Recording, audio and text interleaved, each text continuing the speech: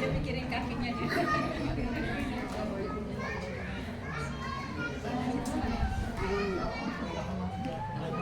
Sekarang udah berasa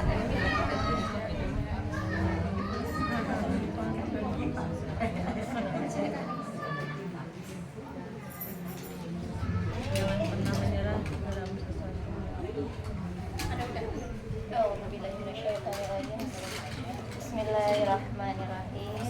Ibu kalau agak sempit boleh maju ke depan ya Bu.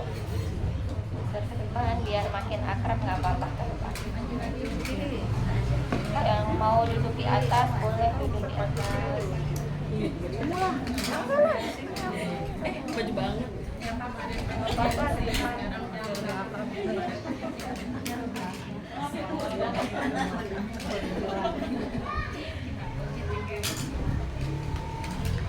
Bismillah. Assalamualaikum warahmatullahi wabarakatuh.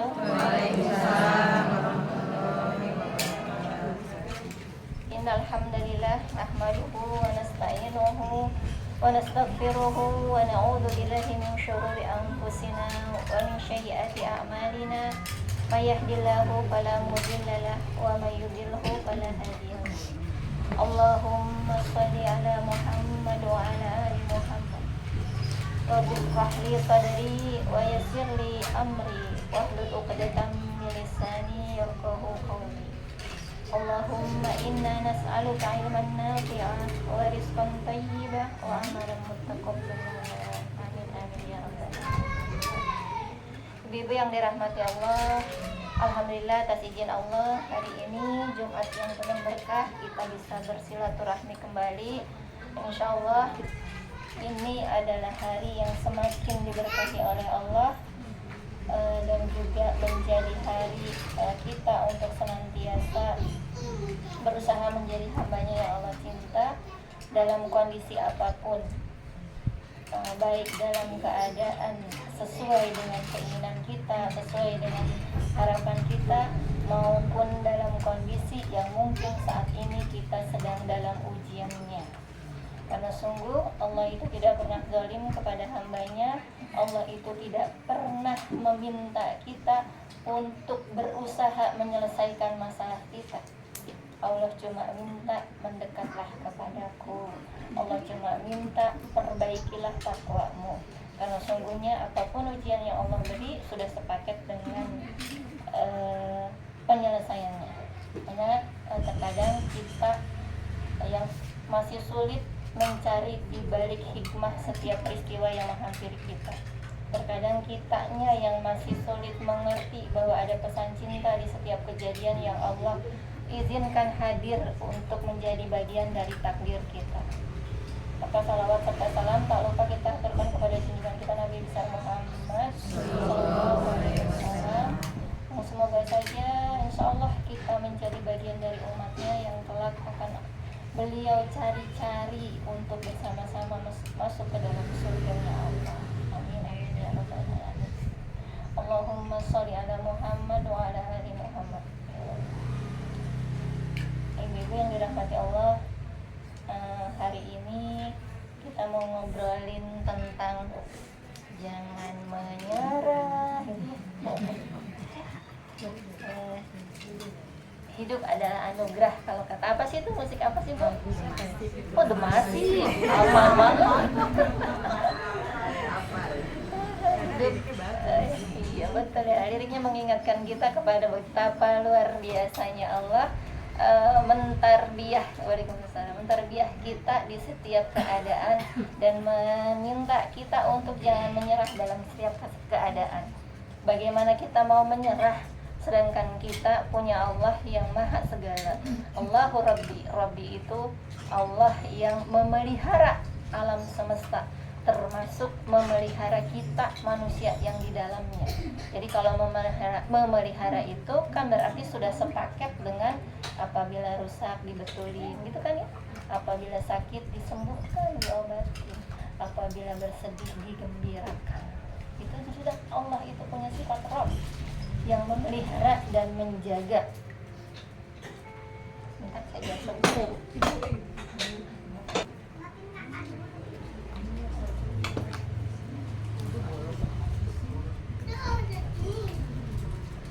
Jadi terputus ya Bu. Alhamdulillah hari ini sebenarnya Allah izinkan banyak jadwal, tapi alhamdulillah Allah izinkan juga banyak dibantu sama orang-orang di sekitar. Alhamdulillah anak saya yang tengah baru pulang kemarin, jadi bisa temenin tantenya ke poli jiwa. Alhamdulillah ayat qadarullahnya suami saya dinas, jadi bisa saya minta tolong untuk ngurusin apartemen. Tapi maklum karena empok dan yang nyetir masih bingung ya Bu, jadi pintu itu taunya harus ada kuncinya, lupa ngasih tahu, pakai kartu pun bisa. Artinya di mana ini kok nggak bisa, ternyata kamar orang lain yang di tap lo kesana. Kayak gimana Bu ngadepin itu, dimaklumi. Jadi jangan apa ya nggak tahu ya, memang beliau nggak tahu kan ya, memang nggak tahu. Masya Allah. Tapi intinya gitu Bu, Allah itu memberikan sesuatu pasti ada jalannya, pasti ada istilahnya support system yang membantunya. Kadang-kadang kitanya aja yang nggak sabar ketika menghadapi suatu ujian. Begitu juga di dalam kehidupan kita. Seringkali kita berpikir gini ya Bu, kok kayaknya hidup ujian nggak selesai-selesai. Udah selesai yang satu, datang lagi yang lain. Sepertinya udah mulai tenang, ada lagi yang lain, ada lagi yang lain. Sama ketika anak saya yang tengah, Allah izinkan selesai kuliah sarjana kedokteran giginya ya kemarin itu, alhamdulillah. Tapi ternyata ujian untuk ikut koas itu sangat sulit sekali. Makanya cerita bahwa itu tuh benar-benar antara gini ya, perjuangan yang sebenarnya udah tinggal selangkah lagi, tapi justru disitulah tersulitnya. Dan anak saya tuh di rumah udah ikutan les online untuk bisa lulus di koas itu. Grupnya itu sudah meyakini bahwa dia akan lulus, karena kalau belajar kelompok itu justru yang lain itu bertanya sama anak saya, kamu ada bisa kira orang kita belajar juga sama-sama, pokoknya yakin, semua temannya yakin bisa. Tapi justru anak saya yang curhat sama saya, kayaknya aku nggak yakin deh Bu, kayaknya aku nggak yakin. Itu bolak-balik mindsetnya begitu. Padahal saya udah bilang jangan begitu, nanti semesta akan mendukung apa yang kita khawatirkan, apa yang kita ucapkan, dan juga nanti akan jadi akan kelihatan dari bahasa tubuh kalau kita itu nggak yakin, kalau kita nggak apa. Padahal semua temannya itu yakin, karena alhamdulillah anak saya yang kedua itu secara akademis dia alhamdulillah bagus. Benar pas ujian ada remetnya 1 dari 8 mata pelajaran yang harus diujikan, ada remedial 1. Hari Sabtu dia telepon saya, Bu, aku remet 1. Oh nggak apa-apa Kak, alhamdulillah dari 8 cuma remet 1 kok. Itu artinya harus lebih mantap lagi besok. Doain ya Bu besok biar lulus aku. Iya insya Allah. Hari Minggu ujian lagi. Jadi setelah ujian itu langsung pengumuman saat itu juga. Jadi ada 6 orang yang diuji, karena kan teman-temannya banyak yang belum selesai skripsi, tapi di antara itu ada 6 yang sudah selesai untuk ujian koas. Dan diumumkan dari 6 itu 4 yang lulus, 2 yang enggak. Yang enggak lulusnya termasuk anak saya. Jadi yang 4-nya itu kaget, karena malah justru mereka yakin Vira itu bakalan lulus dengan peringkat terbaik malahan ya, karena mereka belajarnya sama. Dan itu kan Bu, ujian di pukulan pertama itu sulit diterima ya. Jadi baru semalam dia cerita, jadi dia yang nggak bisa ngapa-ngapain, mungkin muka aku mungkin udah merah, aku cuma bisa nunduk aja, dan semua mata teman-teman aku tuh mandang aku kayak nggak percaya. Dia nggak ngomong nggak apa, udah selesai, udah salaman sama dosen penguji, pulang. Alhamdulillah masih bisa nyupir sampai kosan. Dia telepon saya nangis, bisa kejar-kejarnya nangis. saya udah nebak kalau nangis Pak pasti ada ujian, ya kan, pasti ada ujian. Saya diamin dulu, saya diamin, nangis nggak apa-apa, saya nangis dulu. Aku nggak lulus, dia nangis terus. Sudah selesai, gimana Bu, aku nggak lulus? Ya nggak apa-apa, ini cuma dunia, nggak lulus di dunia Mbak. Dan ibu udah tahu Mbak Iya ikhtiarnya seperti apa, dan ibu udah tahu Mbak Iya gimana cara merayunya Allah itu seperti apa. Ini artinya Allah izinkan Mbak Iya gagal saat ini untuk mendapatkan yang lebih baik besok. Udah nggak apa-apa, aku pulang aja ya, aku pulang aja ya, pulang nggak apa-apa, pulang. Soalnya nanti ujian lagi adanya bulan April, aku ngapain di sini? Terserah Mbak tenangin dulu, hari ini istirahat dulu, mau pulangnya kapan terserah, boleh. Udah ngabarin saya, dia bingung, aku ngabarin ayahnya gimana? Ya udah, mau ngabarin, yang ngabarinnya ibu atau Mbak Iya? Ibu aja, tapi nanti kalau udah dapat kabar dari ibu pasti telepon aku, nanti aku nangis lagi. Ya nggak apa-apa, kan nangis sama ibu sama ayahnya. Dan kan tahu nanti yang ditelepon juga ayah mah pasti insya Allah juga ngasih taunya hampir sama lah sama ibu. Ya udah, saya telepon ayahnya, saya kasih tahu kondisi anaknya. Karena saat itu sebenarnya ayahnya sedang OTW, janjian mau makan siang bareng setelah Vira ujian. Jadi ayahnya sudah ada di Malang saat itu, pas kebetulan dinas dia izin sebentar dari rapat, kemudian mau makan siang sama anaknya. Tapi kondisi kayak gitu gimana ya? Habis itu kan dia jadi bilang, ayah udah jalan Bu, kayaknya tadi bilang ayah udah jalan. Ya udah nggak apa-apa ibu, nggak. Saya ngobrol sama ayahnya nanti sebaiknya gimana. Alhamdulillah kata saya pengennya sih saya ada di sana, pengen peluk. Nanti ayah wakilin gitu.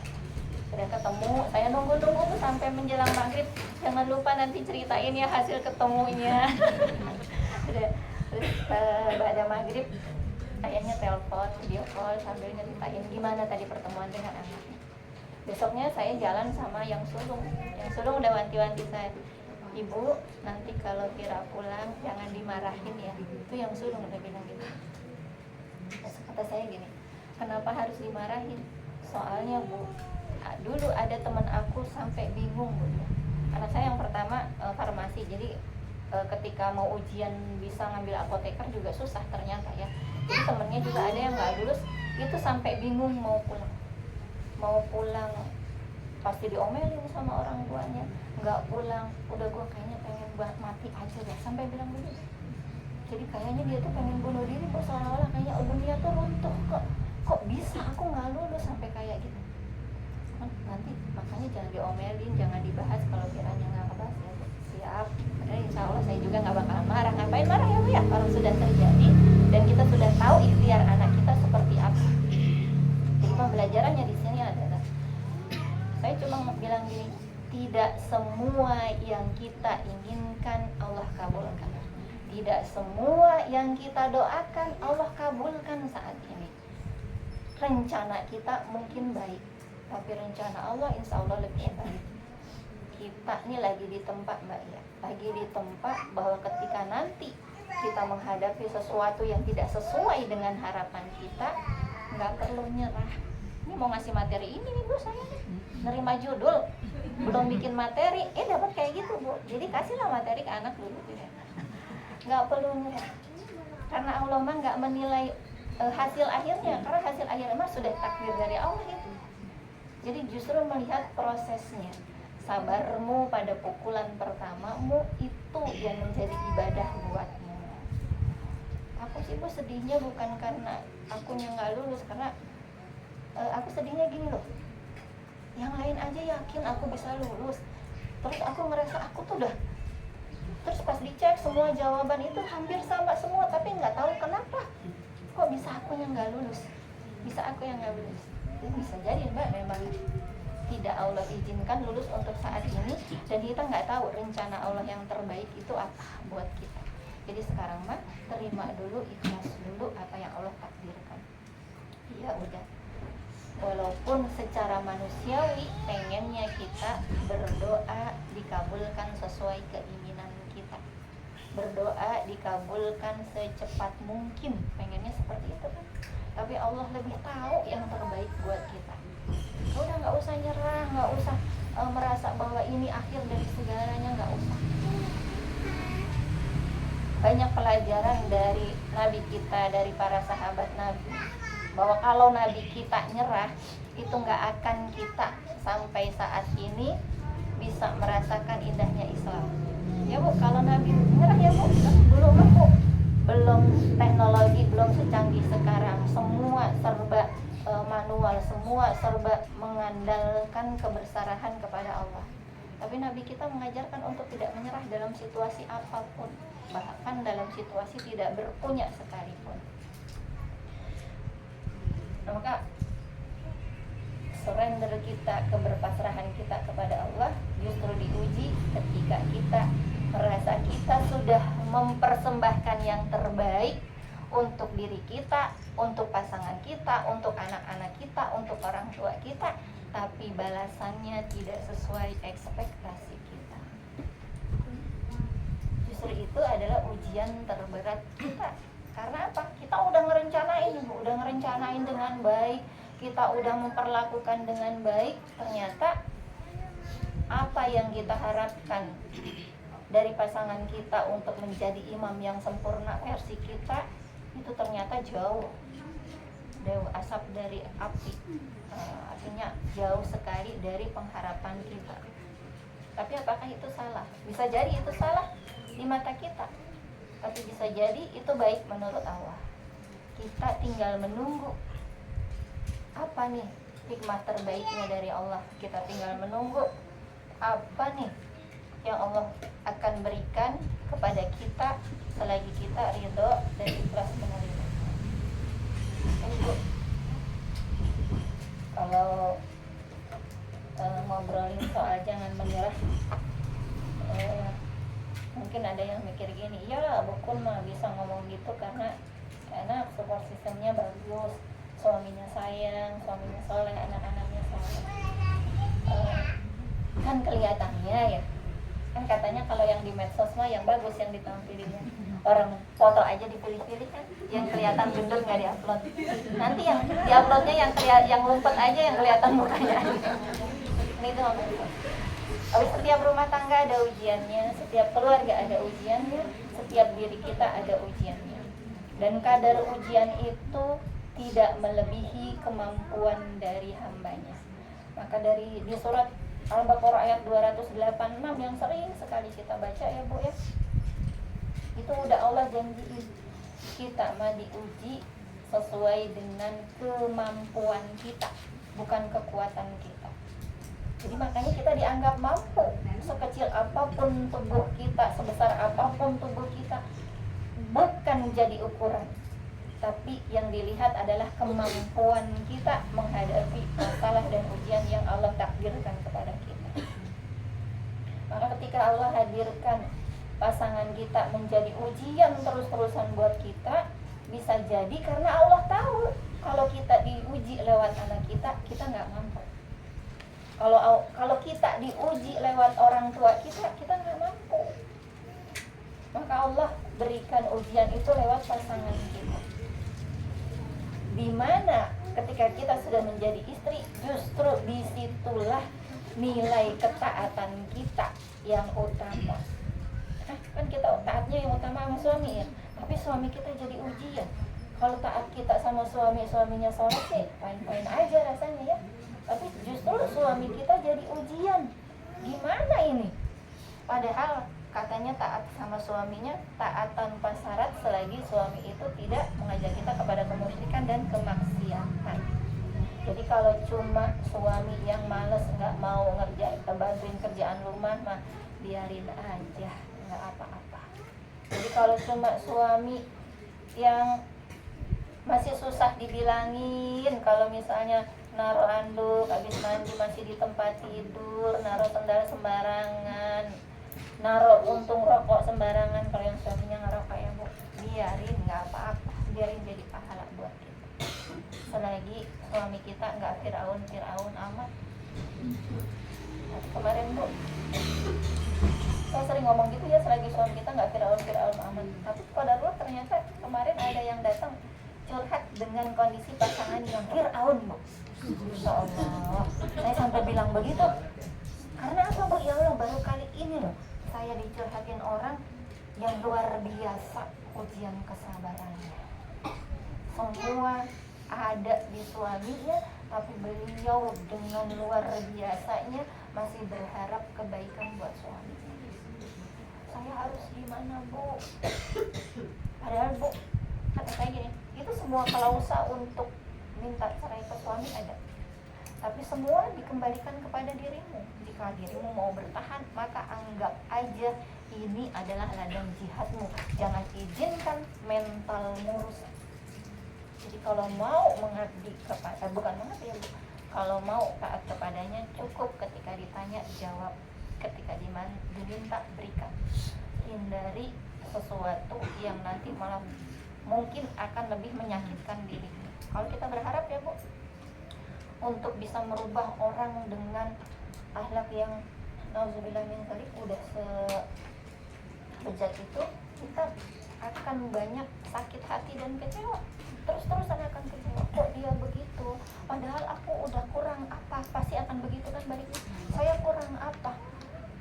Saya, Bu, kalau saya tanya gitu ke suami saya bilang, dia bilang gini, Bunda tuh sempurna, Bunda tuh ngurusin anak bisa, ngurusin suami bisa, tapi akunya aja kali yang hilal. Kata saya, itu mah bukan hilal, itu memang niat, karena sudah berkali-kali dan tidak ada niatan untuk berubah. Dan dia tahu kartu asnya Bunda, kalau udah dia minta maaf, sujud-sujud, nanti Bunda akan berubah. Dia tahu kartu asnya. Dan coba dihitung, itu sudah berapa kali, sudah berkali-kali.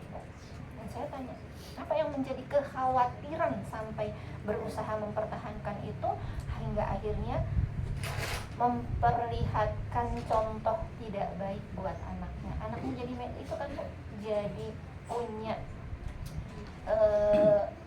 trauma mental, karena dia melihat ibunya ditonjok, karena dia melihat ibunya dipukul, karena dia melihat ibunya dimaki-maki. Sampai anaknya yang pertama itu benci sama ayahnya. Nah, saya bilang, apa yang menjadi hal yang paling berat sehingga mempertahankan? Saya kasihan anak-anak itu, justru nggak kasihan sama anak-anak. Nanti anak-anak jadi tahu. Sekarang dia sedang berusaha, kita bantu doa ya Bu, semoga Allah berikan kekuatan kepada beliau, Allah berikan jalan terbaik untuk beliau.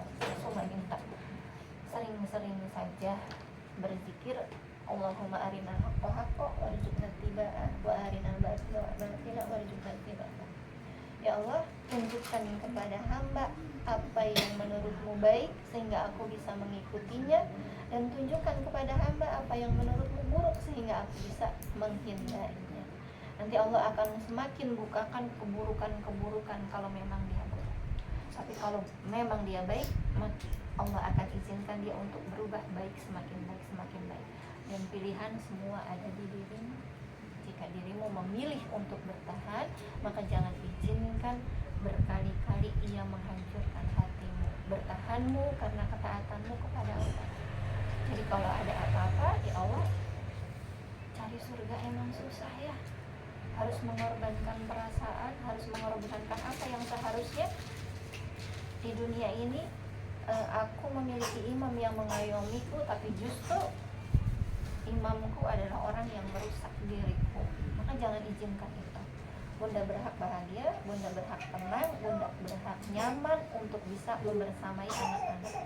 Ibu Masya Allah, anaknya pintar luar biasa. Masih kecil itu pintar. Dan itu kan berarti nggak bersyukur ya. Allah berikan banyak nikmat, Allah berikan istri solehah, Allah berikan anak-anak yang solehah, tapi justru bermaksiat kepada Allah. Jika Allah saja berani ia maksiati, lalu untuk apa kita menjadi makmum? Jadi sholatnya sudah enggak, maksiatnya luar biasa. Tapi insya Allah karena hatinya yang meyakini bahwa Allah yang membolak-balikan hati, beliau masih mau menunggu janji Allah bahwa Allah beserta orang-orang yang sabar. Innallaha ma'as sabirin. Dan ia tidak mau ditinggalkan Allah dengan melepaskan kesabarannya. luar biasa ya Bu. Asyik zaman sekarang tuh luar biasa. Cuma saya bilang gini, tapi berhati-hati ya, dirimu berhak bahagia, dirimu berhak tenang, dirimu berhak nyaman. Jangan mengorbankan sesuatu kepada orang yang tidak mau mengorbankan untuk kebahagiaan dirimu dan keluargamu. Minta bimbingan Allah untuk semakin diyakinkan apa pilihan terbaik menurut. Jadi beliau datang ke saya dalam kondisi dia bilang saya lagi down banget, saya nggak tahu harus ngobrol sama siapa. Allah takdirkan, Allah izinkan beliau melangkahkan kaki, dikasih waktu tepat untuk bisa bertemu dengan saya. Dan itu menjadi pembelajaran buat kita, bersyukur dengan pasangan kita. Ya, selama beliau cerita, maka yang keluar dari hati saya, alhamdulillah ya Allah, suami saya masih pulang. Alhamdulillah ya Allah, suami saya sehat lahir batin. Alhamdulillah ya Allah, suami saya memuliakan saya. Hilang tubuh yang tadinya banyak, yang tadinya mungkin punya ganjalan di suami, itu Allah izinkan terjawab dengan menghadirkan orang lain yang punya masalah. Bisa jadi Bu ya, yang tadinya kita anggap masalah kita itu besar, luar biasa, berat luar biasa, karena Allah mah tahu kita, porsi kita cuma segitu kuatnya, maka dikasihnya segitu. Dan beliau luar biasa, diberikan porsi lebih berat dari kita, masih dengan keikhlasannya merawat anak-anaknya, keikhlasannya mencari nafkah, dengan jualan di rumah, dengan mengupayakan potensi yang apa dia punya untuk bisa bertahan hidup. Karena suaminya sudah mulai jarang pulang, maka saya cuma bisa bantu doa semoga Allah berikan jalan yang terbaik. Karena kadang-kadang ketika kita mengambil keputusan dalam keadaan hati kita kecewa, kita ngambil keputusan dalam perasaan marah, seringkali keputusan itu menjadi keputusan yang kita sesali kemudian. Maka minta ditemani Allah dulu biar tenang, minta ditemani Allah dulu biar Allah yang tunjukkan jalan terbaiknya. Jadi ngobrol sama Allah. Ibu yang dirahmati Allah, ketika kita dalam keadaan terpuruk, ketika kita dalam keadaan aku boleh nggak sih nyerah, hitungannya bukan menurut kadar kita, tapi hitungannya adalah menurut apakah Allah masih bersama kita. Gimana sih kalau taunya kita Allah masih bersama kita? Bisa jadi dengan Allah hadirkan orang-orang yang menolong kita. Bisa jadi Allah jadikan orang-orang yang mungkin selama ini menjadi ujian buat kita, perlahan-lahan Allah rubah hatinya. Pelan Bu, perlahan-lahan, karena semua butuh proses. Sama seperti kita Bu ya, sama seperti saya juga sama, dulu juga SMP, SMA juga belum berjilbab, tapi semua butuh proses. Jadi jangan lihat sekarangnya, tapi bersamai prosesnya. Jadi ketika ada dari kita yang sedang membersamai pasangan kita untuk lebih baik, bersamai dengan cinta. Artinya apa? Apresiasi apapun yang dilakukan untuk merubah dirinya lebih baik. Apresiasi apapun yang diri kita lakukan yang dengannya kita bisa menjadi lebih tenang, bisa lebih nyaman. Berterima kasih pada diri. Nah, bisa jadi selama ini kita lupa, padahal diri kita mah luar biasa, sama Allah diberikan kesempatan untuk kuat menghadapi setiap ujian yang Allah beri. Maka berterima kasih kepada diri, ambil me time kita untuk bisa connecting sama Allah. Terima kasih ya Allah, Engkau berikan raga yang kuat. Terima kasih ya Allah, Engkau berikan hati yang lapang. Jika masih kurang lapang, tolong bersama ya Allah. Jika masih kurang sabar ya Allah, tolong sabar, menunggu aku bisa sabar ya Allah. Karena kita gak punya siapa-siapa yang lebih menguatkan kecuali Allah. Maka jangan nyerah kalau timbang diuji sama sakit. Jangan nyerah kalau timbang diuji sama harta. Jangan nyerah kalau timbang diuji sama anak atau pasangan. Tapi justru tersedih adalah ketika kita nggak yakin bahwa Allah bersama kita. Maka itu yang akan membuat kita nyerah. Aku nggak tahu mau gimana lagi, ya Allah, aku nggak tahu mau gimana lagi. Nyerahnya kita nyerah ke Allah, bukan menyerah karena keadaan.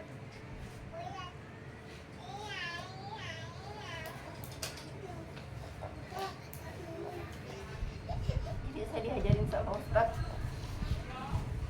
kalau di sujud dalam sholat itu jangan melulu minta dunia, tapi mintalah ampunan Allah, mintalah agar Allah membersamai kita terus, mintalah agar Allah menjaga hati kita terus untuk tetap bisa tersambung sama Allah. Karena jika Allah sudah menerima taubat kita, jika Allah sudah menerima permintaan ampun kita, maka Allah yang maha memelihara dan maha menjaga, Allah akan jaga kita dari malapetaka yang lebih besar dari sekedar ujian yang Allah berikan. Allah akan berikan kita banyak kenikmatan yang tidak kita sangka-sangka. Bahkan dari yang belum kita minta sekalipun, Allah akan beri sesuai dengan apa yang kita butuhkan, bukan apa yang kita mau. Kalau ada di antara kita ada yang belum punya pasangan, atau pasangan dengan pasangan yang dulu gagal, boleh Bu minta sama Allah dihadirkan imam yang bisa membimbing dunia akhirat. Karena kita nggak pernah tahu kapan Allah akan mengabulkan permohonan kita kepada Allah. Bahkan Nabi Zakaria yang oleh dunia medis kalau sekarang yang dianggap tidak mungkin punya keturunan, karena istrinya juga tidak mungkin punya keturunan. Tapi Nabi Zakaria nggak pernah nyerah untuk bermohon kepada Allah. Nabi Zakaria terus-terusan minta sama Allah untuk bisa memiliki keturunan. Lebih habli minas sholihin, ya Allah jadikanlah keturunan yang soleh di antara kami. Walaupun Nabi Zakaria laporin keadaannya istrinya, tapi di ujung ayatnya beliau mengatakan bahwa beliau tidak pernah kecewa dalam meminta, tidak pernah berputus asa dalam meminta. Jadi dari beliau kita diajarkan untuk jangan menyerah ketika kita yakin bahwa Allah itu maha mengabulkan sesuatu yang mustahil, maka jangan menyerah. Maka belum selesai Nabi Zakaria dengan doanya saja, langsung dijawab oleh Allah melalui perantara malaikat Jibril yang mengabarkan bahwa nanti engkau akan memiliki seorang anak. Langsung dikasih namanya sama Allah, Bu, anakmu yang bernama Yahya. Langsung dikasih tahu. Artinya apa, Bu? Artinya terkadang pertolongan Allah, pemakbulan doa Allah itu justru hadir di saat titik terendah kita. Tapi kita nggak jauh dari Allah. Bukan titik terendah, tapi kita menjauh. Justru Allah itu pengenmu ketika kita sudah nyerah, udah nggak bisa minta tolong sama siapapun, maka ketika kita nyerahnya, kita memasrahkan persoalan hidup kita, memasrahkan diri kita kepada Allah, justru di saat itulah Allah turun tangan.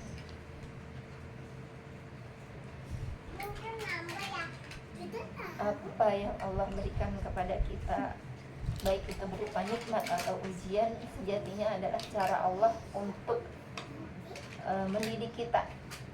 Jika itu nikmat, Allah ingin melihat kita bagaimana kebersyukuran kita terhadap nikmat Allah.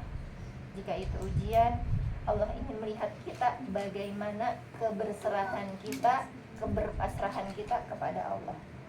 Bukan kekuatan kita untuk menyelesaikan masalah, tapi keberpasrahan kita kepada Allah.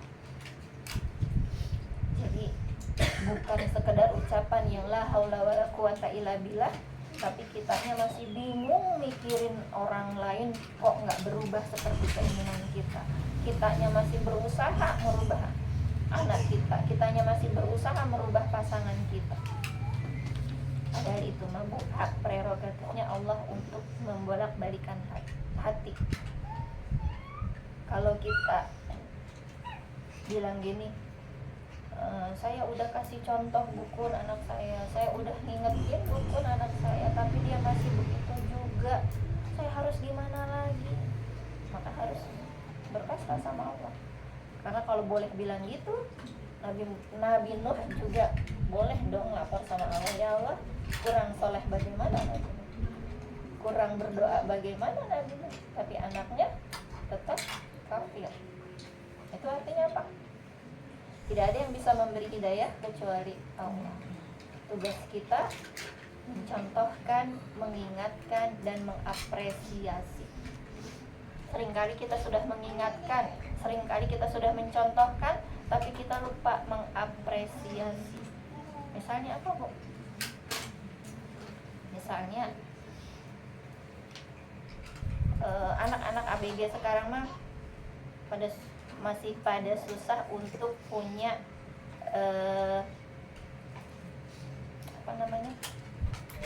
kesadaran untuk sholat sendiri. Kebanyakan gitu ya anak ABG sekarang, tapi insya Allah anak-anak yang di sini mah insya Allah sholat sendiri. Jadi makanya jadi orang tua khawatir kalau nggak ada saya nanti dia sholat apa enggak, khawatirnya begitu ya. Jadi bisa jadi itu adalah karena kesombongan kita yang merasa tuh kan kalau nggak ada mama mah kamu nggak sholat, jadi merasa aku loh yang menyebabkan anak itu sholat, bukannya Allah. Maka tugas kita adalah mencontohkan. Saya udah contohin bukun, kalau waktunya sholat saya buru-buru sholat, kalau waktunya udah azan tuh saya ingetin anak-anak saya. Jadi saya udah contohkan, saya udah ingatkan, tapi masih begitu aja, udah setengah jam masih dia bolak-balik aja, malah main game, malah nggak beranjak dari tempat dia nonton misalnya seperti itu. Maka tugas kita ketika kita sudah mencontohkan, ketika kita sudah mengingatkan, bisa jadi nih polanya yang salah, bisa jadi cara interaksinya yang salah. Jadi kalau ke anak laki-laki misalnya Bu, anak laki-laki itu paling nggak mau disuruhnya diulang-ulang. Sama seperti suami kita, kalau kita minta tolong, kalau kita ngasih tahu kebanyakan kalimat itu malah nggak ngerti. Ibu suami, anak laki-laki cukup kalimat yang sesuatunya itu laki-laki yang memutuskan. Jadi bukan perempuan yang nyuruh. Jadi paling nggak mau anak laki-laki suami disuruh. Jadi cukup dia yang memutuskan. Jadi kalau misalnya kita minta dia untuk sholat, tinggal bilang, Mas udah jam 4:30 belum asar, mau berapa menit lagi nih? Pertanyaan, berarti yang memutuskan nanti dia ya. 10 menit lagi, oke. Udah 10 menit lagi, didatengin sama kita, udah 10 menit sesuai janji. Kalau lagi main HP berarti HP-nya mama pegang dulu ya, Bang udah 10 menit. Kalau misalnya belum mau 10 menit lagi masih gitu, terus Bu. Tapi bukan dengan kata-kata, ganti dengan sentuhan, bisa kita ciumin. Sama suami juga gitu. Kalau belum bergerak bisa kita ciumin, bisa kita elus, bisa kita kelitikin, bisa kita apain. Katanya 10 menit terus sampai gitu. Ntar dia lama-lama kan bosan. Iya. Salah. Nanti next kalau dia sudah terbiasa begitu, kemudian bisa melakukan tanpa kita suruh, jangan lupa apresiasi. Ini yang sering emak lupa. Nyuruh mah senang, apresiasi sering lupa.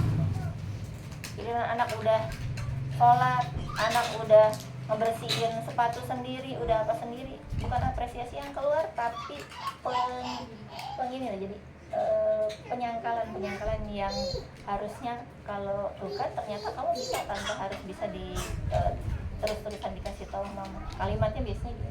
Nah gitu dong, ya, gitu yang kelihatan. Nah gitu dong, nggak usah pakai disuruh, kan enak jadinya mama nggak pusing melihat kamu begini, disuruh sholat udah gede tuh terus aja banyak lagi. Pasti anak jadi bingung. Gue sholat diomelin, sholat diomelin.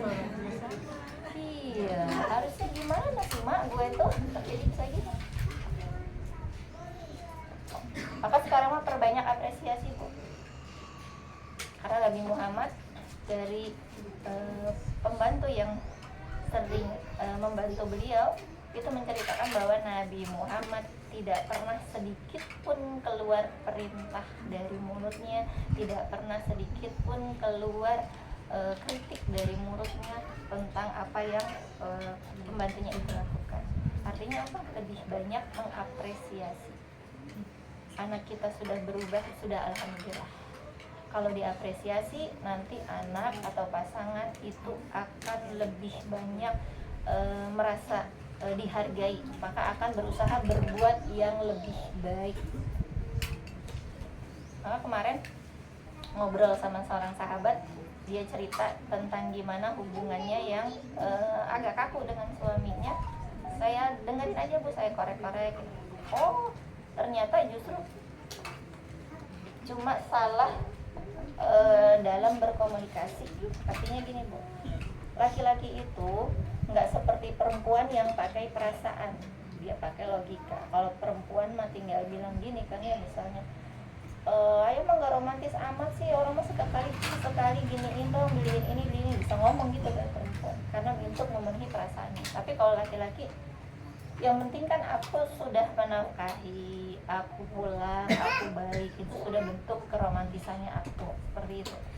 Tapi ternyata ada hal-hal yang dianggap sepele oleh seorang istri, ternyata itu dianggap luar biasa oleh seorang suami. Jadi gini bu, menurut istrinya yang penting aku udah siapin sarapan, karena kan aku sibuk juga siapin sarapan, semua masakan sehat udah disiapin. Terus suaminya makan, dia mandi untuk mempersiapkan diri berangkat ke kantor. Ternyata yang suaminya dalam penilaian suaminya bentuk ketaatan adalah sampai selesai proses sarapan itu. Jadi apa? Kalau makan ditemenin. Apa itu aja? Oh, jadi selama ini ya Allah, padahal sepele tapi ternyata itu bermakna buat dia. Maka sekarang pokoknya sama ketika minta izin. Seringkali kita bukan minta izin tapi cuma pemberitahuan.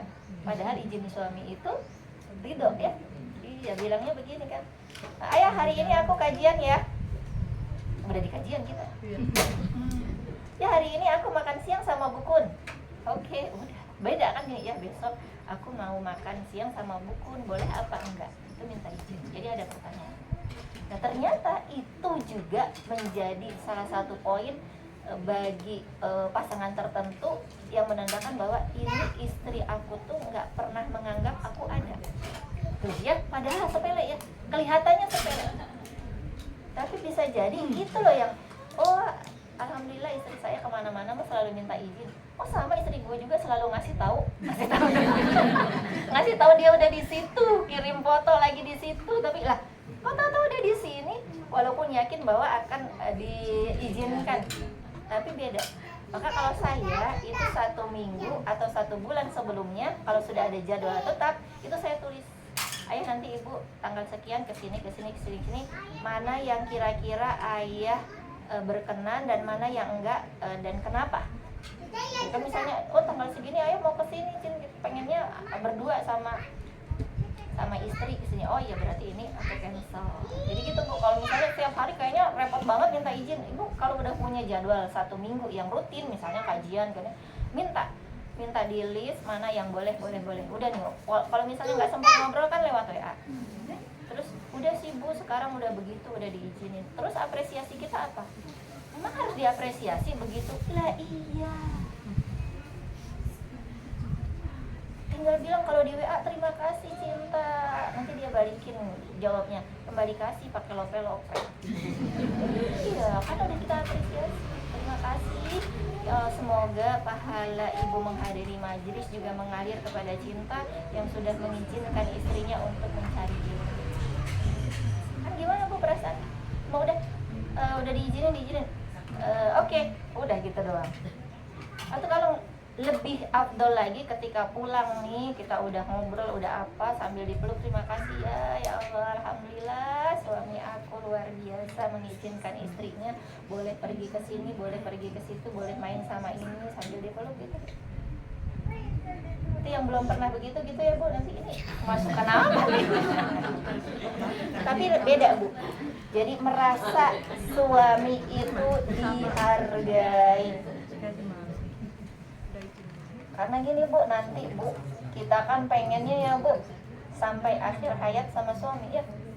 Kalau nggak dipupuk dari sekarang, nanti sudah sepuhnya jadi kaku, kasihan. Iya. Jadi jangan sampai ketika sudah nggak bisa apa-apa, di dalam hatinya itu ada hal yang nggak berkenan terhadap pasangan. Karena justru prestasi tertinggi seorang istri adalah ketika suami ridho terhadap apa yang istri lakukan. Nanti itu Bu, di yaumil hisab, seorang istri sebelum dihisab tentang sholatnya, tentang puasanya, tentang sedekahnya, maka akan Allah hadirkan suami ini. Dia Allah tanya suami itu, apakah engkau ridho kepadanya selama ia membersamaimu di dunia? Dan itu kan di sana nggak ada yang bisa ditutup ya Bu. Kalau di sini mungkin suami kita punya ilmu kebatinan ya, ngebatin melulu. Kalau di sana enggak, nanti keluar. Boleh jadi Bu, boleh jadi ya Allah orang-orang menganggap istri saya sholihah, di mana-mana cari ilmu, di mana-mana sharing ilmu, tapi perkataannya suka menyakiti saya, suka meremehkan saya. Kalau ngomong lebih sering merendahkan saya, karena dia memang jabatannya direktur, kalau saya kan masih manajer, bisa jadi bisa nih seperti ini. Maka Bu, itulah makanya ketaatan kepada suami adalah taat tanpa syarat. Jadi ketika suami kita, pasangan kita menjadi ujian kepada kita, enggak apa-apa. Kalau kata Ustaz Hanan Ahmad apa? Bencanayo ya. Kemarin siapa yang ikut kajian beliau? Jadi ketika kita merasa terpuruk dalam kondisi apapun yang Allah takdirkan sebagai ujian bagi kita, cukup pegangan kita surat Al-Anfal ayat 2. Coba dilihat.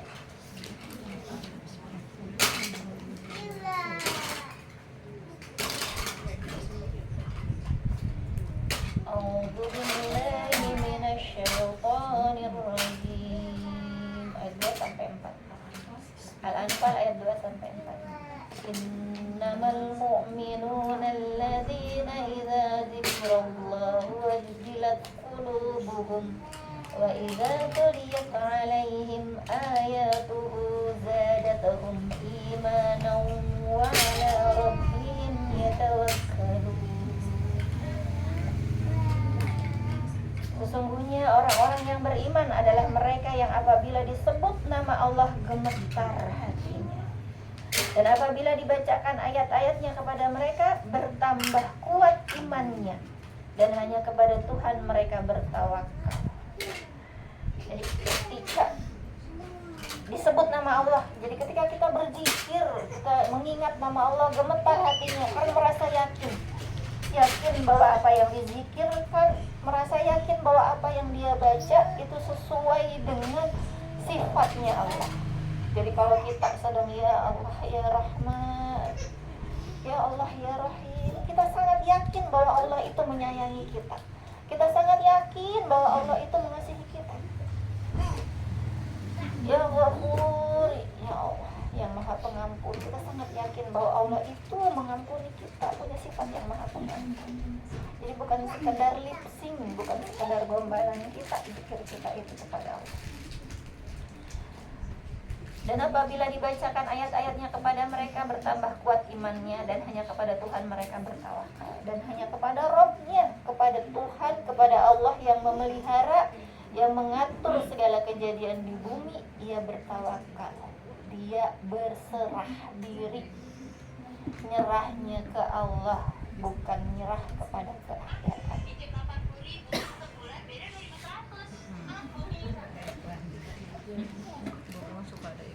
Yang ketiga, alladzina yuqimunas sholata wa mimma razaqnahum yunfiqun, yaitu orang-orang yang melaksanakan sholat dan yang menginfakkan sebagian dari rezeki yang kami berikan kepada mereka.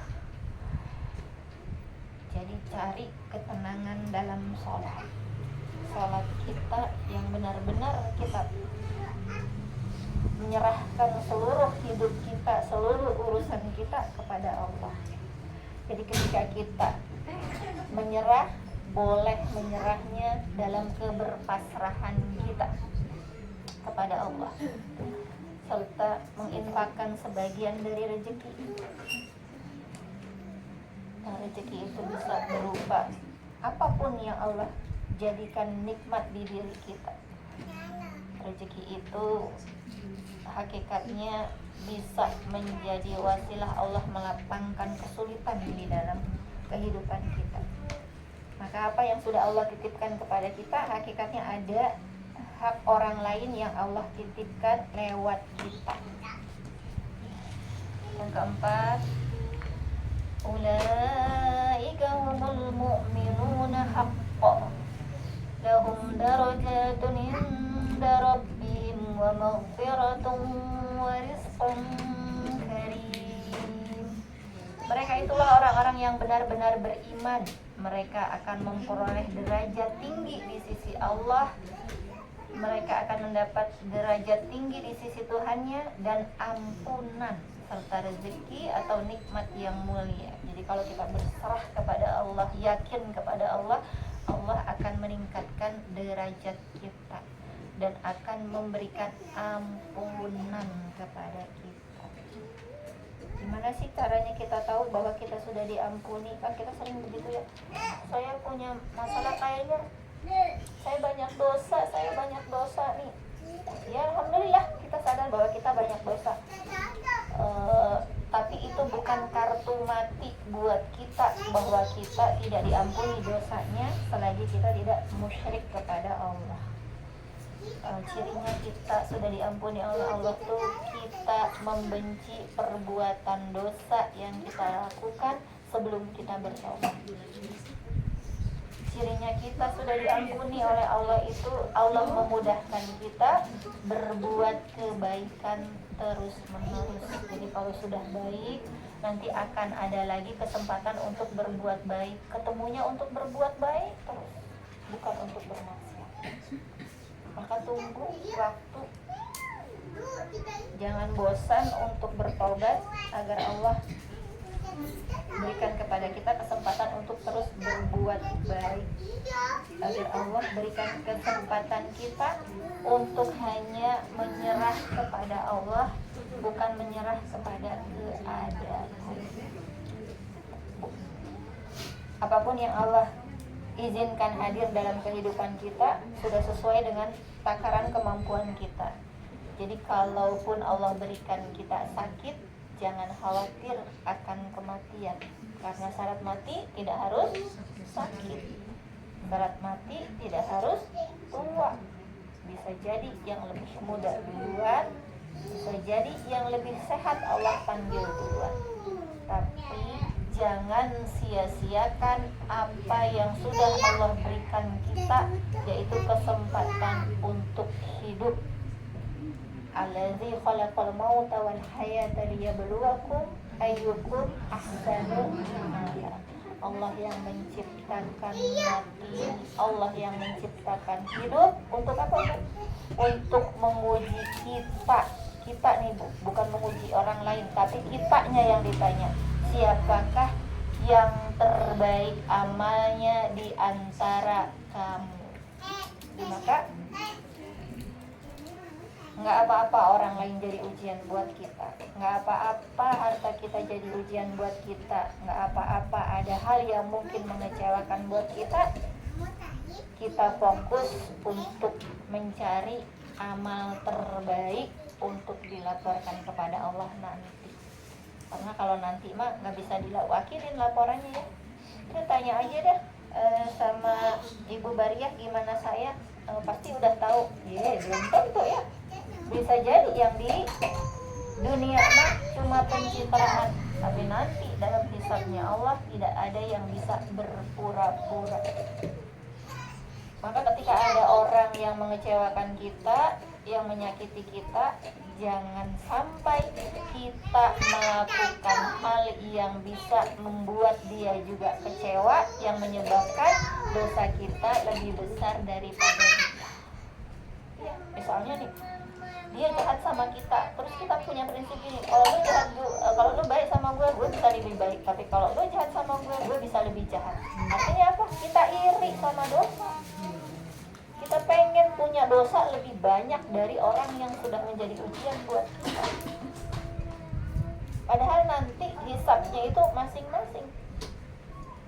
Kita nggak bisa minta tanggung jawab kepada orang lain atas perbuatan dan amal-amal kita.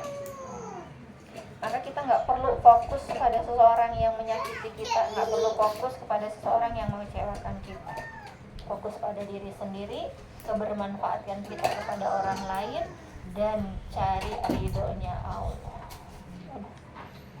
Jangan banyak sedih, jangan banyak kecewa. Kalau ada apa-apa, nikmati sebagai bagian dari cara Allah mentarbiyah kita. Ibu-ibu yang dirahmati Allah nih mah, kayaknya di sini mah warrior semua ya, pejuang. Insya Allah nggak pada nyerah. Jangan nyerah. Insya Allah nggak nyerah karena sudah tahu kan backingan kita siapa? Allah. Iya, jadi apapun itu lakukan karena Allah. Jadi bukan cuma status doang, Allah lagi, Allah dulu, Allah terus, tapi kita ngeluh terus, tapi kita lupa bersyukur. Perbanyak syukur, kurangi ngeluh. Perbanyak berserah, kurangi nyerah. Ya, kita boleh nyerah cuma kepada Sang Maha Kuat dengan cara menyerahkan diri kita sepenuh jiwa kepada Allah, sepenuh hati kepada Allah. Nanti biar Allah yang bimbing, biar Allah yang akan atur bagaimana kita bisa menyikapi setiap keadaan. Jadi keadaan yang Allah takdirkan bisa menjadi pahala buat kita, bukan mudarat buat kita. Ibu yang dirahmati Allah, semoga apa yang kita sharingkan hari ini bisa menjadi penyemangat kita loh.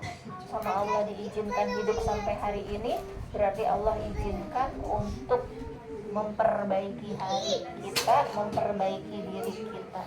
Kita loh, sama Allah diizinkan punya ujian hari ini untuk menjadikan kita lebih kuat ke depannya. Dan pasti setiap ujian itu akan bisa dilewati.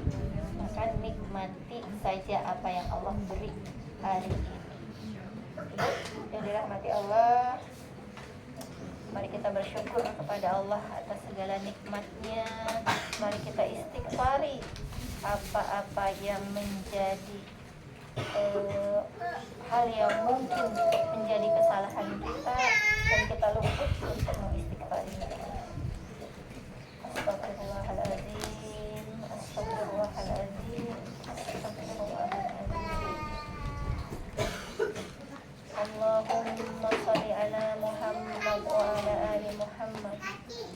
Rabbana zalamna anfusana wa illam taghfir lana wa tarhamna lanakunanna minal khasirin.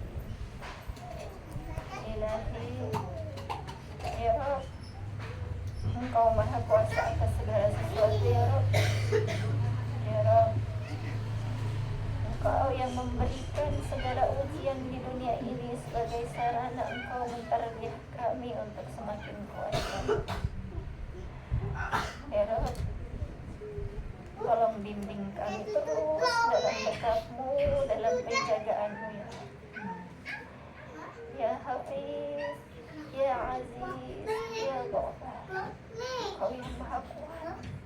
Engkau yang maha perkasa, Engkau yang maha kuasa. Ya Muhaymin, Engkau yang maha memelihara ya Rabb.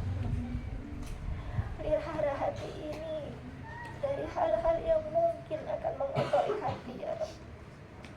Rabbana la tuzigh qulubana ba'da idh hadaitana innaka antal wahhab. Ya muqallibal qulub, tsabbit qalbi ala dinik, tsabbit qalbi ala ta'atik.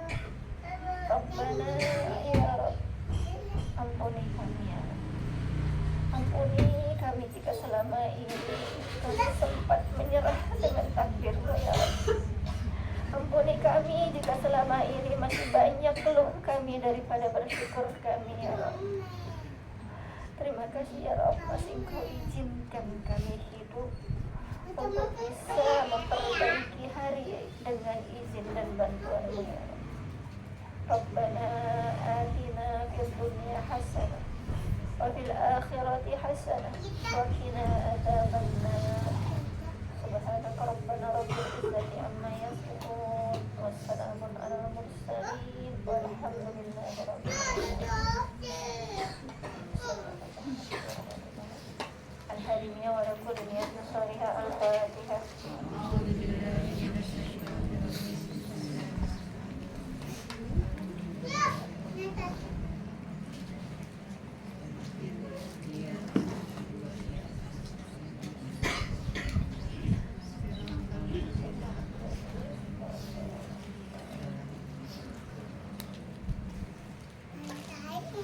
Alhamdulillah,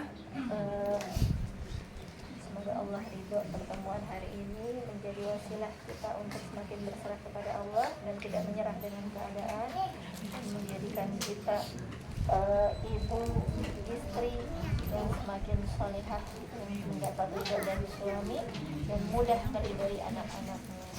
Sesungguhnya kebenaran datang dari Allah dan kesalahan itu hakul yakin dari saya. Alhamdulillah, pada takunana minal mumtarin. Wassalamualaikum warahmatullahi wabarakatuh.